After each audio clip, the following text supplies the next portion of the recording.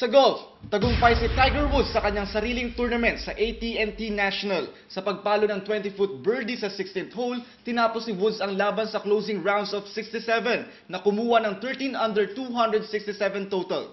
Sa tennis, mainit at mahaba ang naging labanan nila Roger Federer at Andy Roddick sa pagkuha ng titulo sa Wimbledon.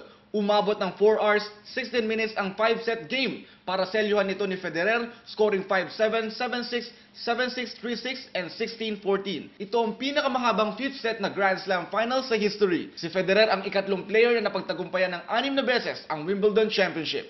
Sa boxing, nagpalit ng bagong trainer si Puerto Rican Miguel Cotto para sa preparasyon niya sa bout laban kay Fighter of the Year Manny Pacquiao. Kapalit ni Evangelista Cotto na kanya ding tiyuhin ay si Joe Santiago. Dalawa pa sa mga tinitignan ni Cotto ay sina Emmanuel Stewart at Joe Goosen. At sa Olympics, hindi na ibababa pa sa 80,000 seater capacity ang gagawing stadium sa 2012 London Olympics. Nag-aalala naman ang mga legislators na magiging magastos ito sa pagmintena dahil wala na masyadong maraming sports events na magaganap.